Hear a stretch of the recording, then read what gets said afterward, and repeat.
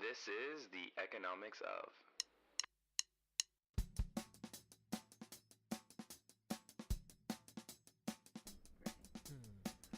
You're listening to the Georgia Tech School of Economics podcast. Each month, we'll delve into the processes behind a new topic. I think that a lot of what's going on in the world has to do with the economy. You may be Let me try to put this in personal terms. Running out of money. Here is a dollar, such as you earned, spent, or Do you saved. understand the difference between a commercial bank and an investment bank? Of course. Kenzie? No. The federal budget, An economic patriotism. but rather we'll try to explain where we are, Investment banks how and we got commercial there, banks. and how we can get better. The Glass-Steagall Act.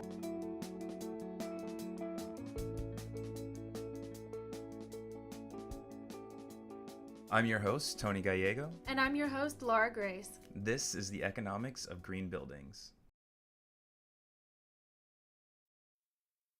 Here on Georgia Tech's campus, we are surrounded by green initiatives. The campus qualifies as an arboretum, a botanical garden devoted to trees. We have bike lanes and bike racks and pedestrian paths. We had a huge Earth Day celebration, and Georgia Tech fancies itself a leader in the community for sustainability. We have 19 LEED certified buildings and are in the process of embarking on a living building project. But we want to know, what's really behind all that jargon?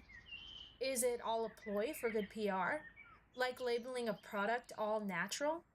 Or is the hype of being green part of the process of making change? What goes into it? Who benefits? And how do you sustain sustainability?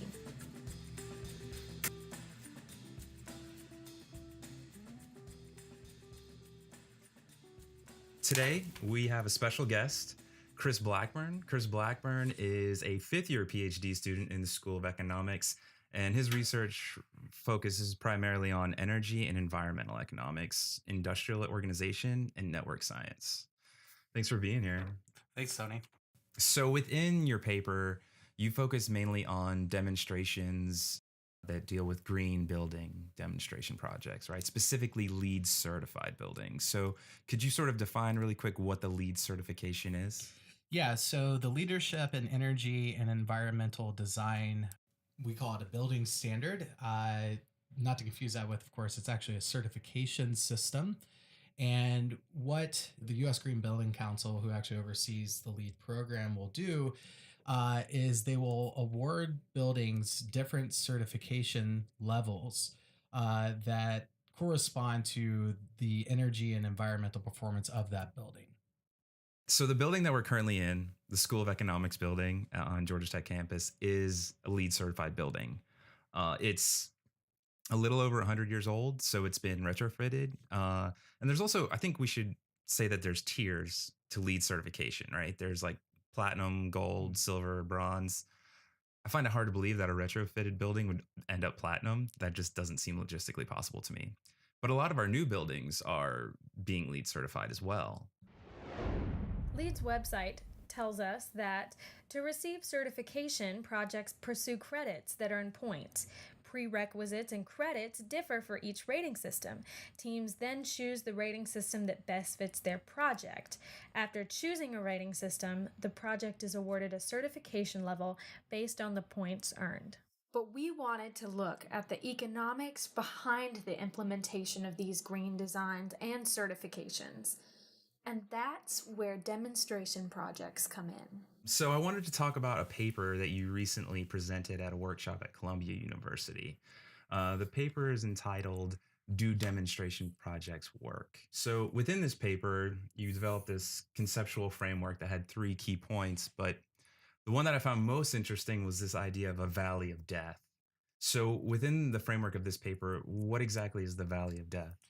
The Valley of Death is the stage in the innovation process where technologies will end up prematurely dying because firms and governments actually lack incentives to invest in further development of the technologies. So the Valley of Death is this area between basic research and commercialization of new technologies.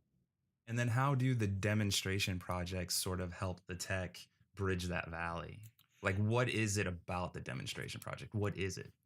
So the demonstration projects, so it's a bit of a misnomer, first of all, to just call them demonstration projects. So we can actually divide demonstration projects into three separate stages. So you might also hear these projects referred to as pilot projects, pilot experiments, or pilot studies.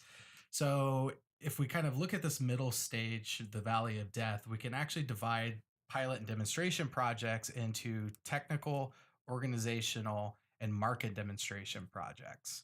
So to clarify a bit, what that means is that the technical demonstration projects are going to be the entrepreneurs going with their products, experimenting with different blueprints. So trying to figure out what configuration of the technology actually produces the intended results of the technology.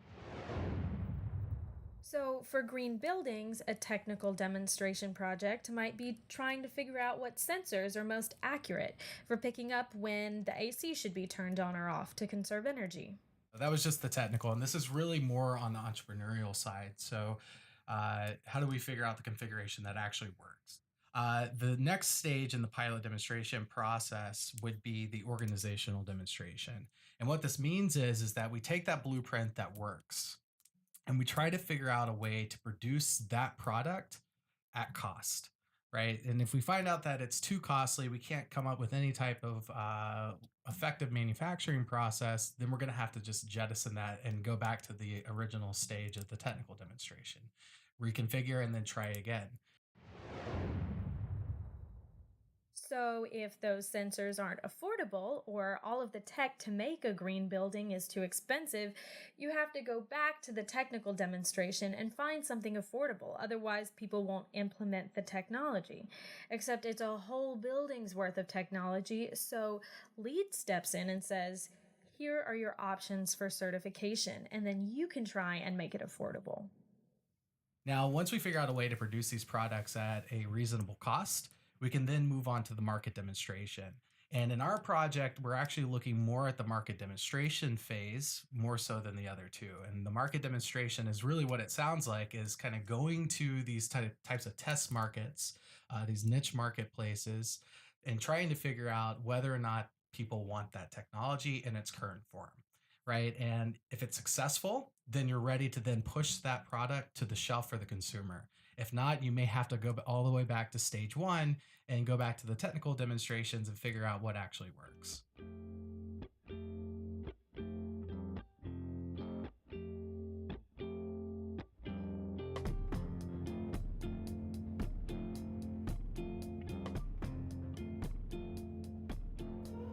So, what is the benefit to Georgia Tech about saying, oh, we have all these green buildings, yada, yada, yada?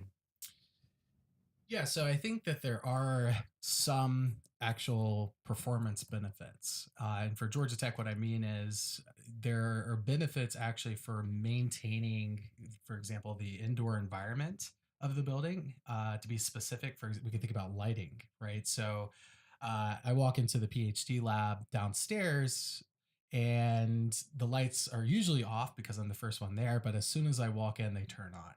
Right. So this is an example where Georgia Tech is actually saving money by installing these sensors, right, which are actually quote unquote cutting edge. Uh, but they're saving money, right? So they're actually performance benefits. They're saving on electricity costs. I'm also thinking about, for example, in Clough Commons, there are the sinks, right? The sinks are automatic. So you just kind of put your hands under there, it runs for a little bit and then turns off when you walk away. So they're saving money on water consumption as well, right? So we don't actually have large water bills. In 2014, Forbes published an article talking about LEED certification in green buildings that said, a host of organizations are in the business of rating buildings based on environmental standards, but the mere existence of a rating system doesn't make these organizations credible. Some environmentalists have rightly criticized LEED as mere greenwashing. LEED does a few useful things, though. They provide a framework for understanding sustainability and they provide a means of competition with their certification levels. But sometimes it's not easy being green. It's not easy being green. It's important to note that the LEED Building Initiative and the U.S. Green Building Council statistics have a tendency to be conjectural and incredibly optimistic in their own favor. In 2017, the author of Reinventing Green Building, Jerry Udelson, writes that we don't know that LEED buildings are actually performing better on average than non-certified new buildings, and by how much.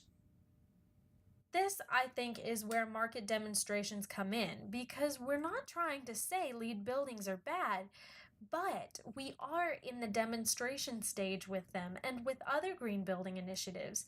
We need to test the very question of their effectiveness in order to get them to the next point.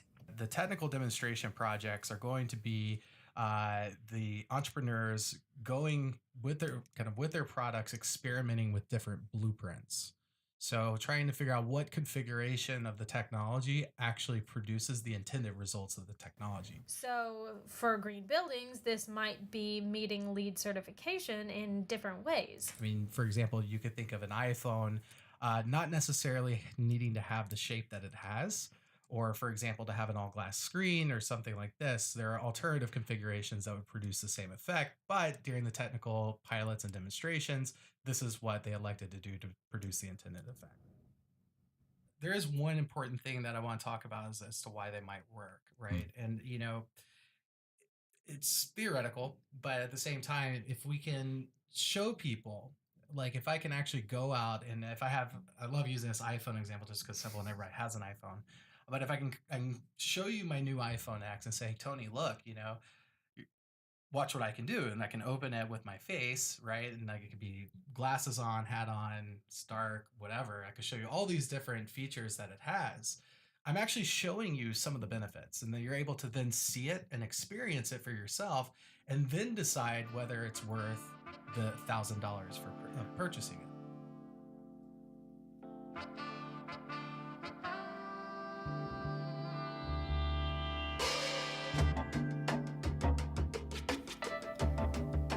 Such a thing as the energy performance gap.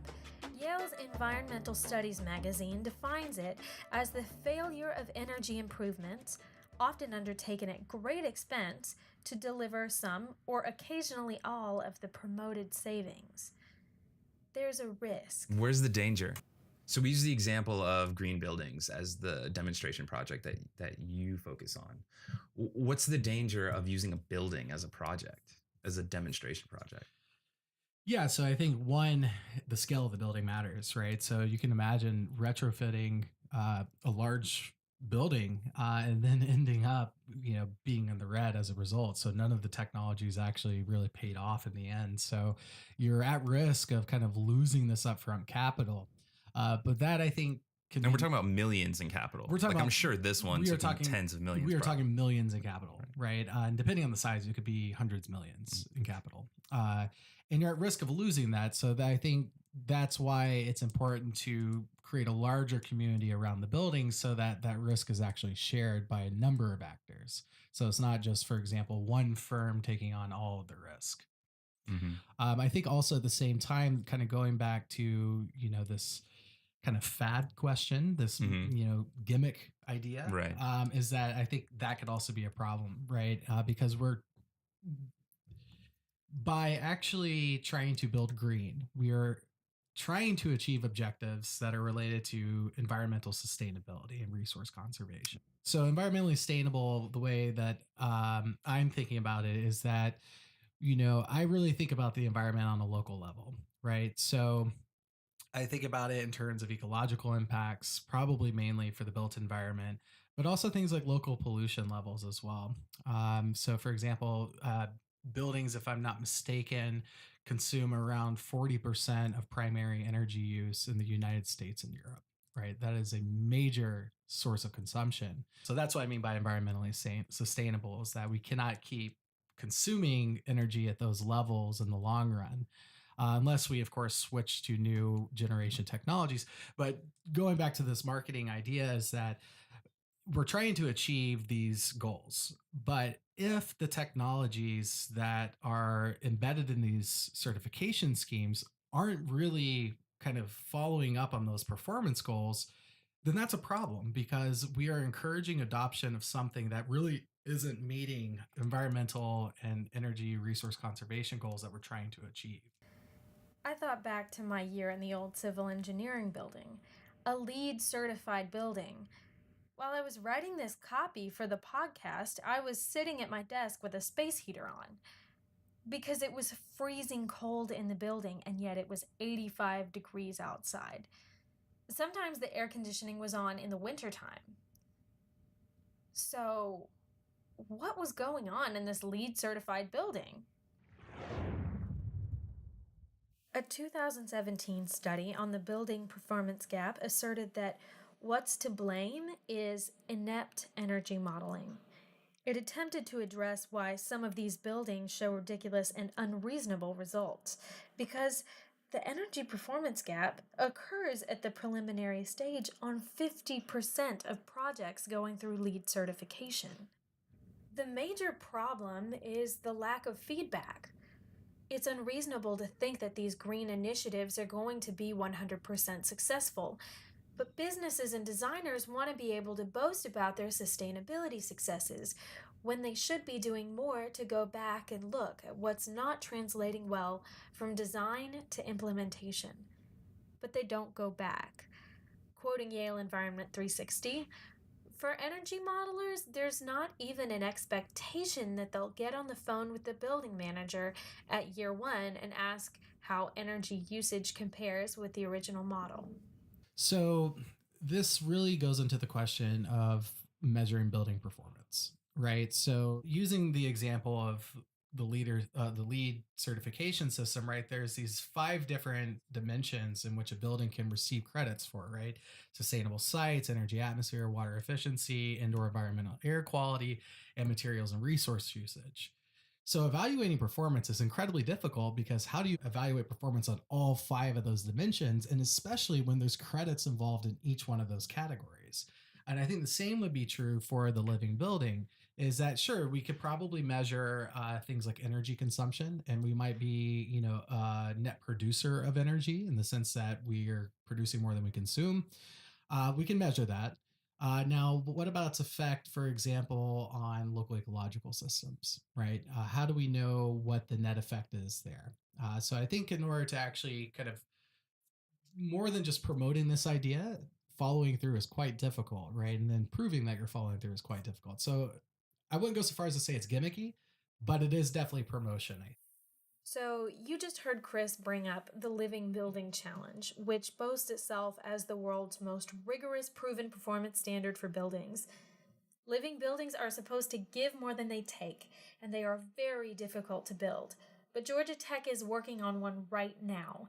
They also call the existing living buildings case studies, implying the attentiveness with which these buildings are given. You go to their site and you can read paragraphs about how these buildings are meeting their standards properly. But the Living Building Challenge is an extremely expensive undertaking. I remember having this conversation with some folks. Well, I shouldn't say this. I had a conversation with someone, and they likened the Living Building Challenge itself to kind of the Lexus of the car industry, whereas the LEED certification system is the Toyota Corolla of the car industry. It's big talk. Very big talk, right? Now, of course, I think that anecdote falls a little bit short, right? Because the Toyota Corolla is mass marketed, right? There's a lot more people that drive Toyota Corollas than Lexuses. Mm-hmm. And back to one of the original questions about how this affects the broader culture, right? I think having mass market adoption is important for changing people's perspectives. Is that the more the community embraces green building, the more likely that it's going to become the norm. So, as much as we criticize LEED, it's attempting to promote mass commercialization of green buildings. And that is certainly not something to scoff about. Still, it's important for us to take analyzing the effectiveness of sustainable buildings more seriously. Yeah, and actually, this gets really to the heart of the motivation behind the study.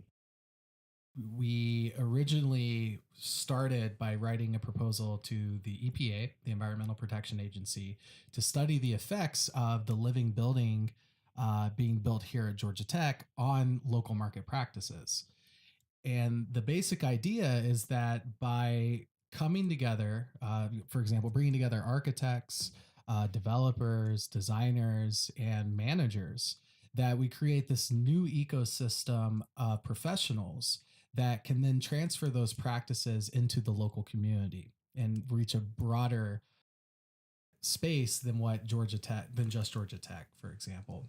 So, as far as the demonstrations, this is pretty much the ideas behind why demonstrations might work, is that they might be these kinds of investments, right? Investments in building networks of professionals that then take these local practices. And what I mean by local is the practices that went into actually building the project itself, and then kind of transmitting those practices throughout their social network, sharing it with their peers, and then having a broader impact on the market itself.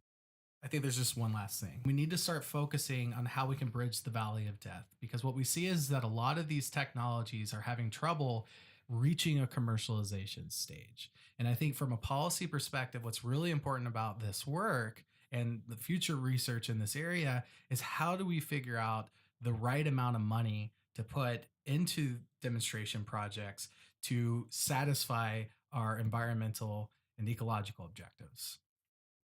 It doesn't seem to me that it's just money. It seems like that gets into behavioral economics, psychology, and trying to influence people's behavior and their desires to like push actual change in a positive way. A great example. Yeah, 100%. And even in our work, this is something that we acknowledge, right? Because of various constraints on data and things of this nature, we can't really identify what's driving adoption following these demonstration projects. It could be something behavioral, right? It could be something that, you know, you can liken your friend is doing something, so you do it too. So it may be something behavioral. It may be changing perspectives in the marketplace in the sense that, you know, having access to better information changes your perspective on green building. So I think you're totally right. You know, it's not just money. It's about, you know, who do we recruit to be involved in these demonstration projects, because that might matter. Do we want large organizations, or do we want smaller regional organizations with more local impact? These are all really open questions in this area, and we really don't know much about how we can maximize the effectiveness of these projects. I guess that's why you need to keep writing economics papers to figure these things out. That's exactly why we're going to continue research in this area. That's right. Awesome. Well, thanks for being, one of our first guests. We really appreciate it. Yeah, well, thank you. All right.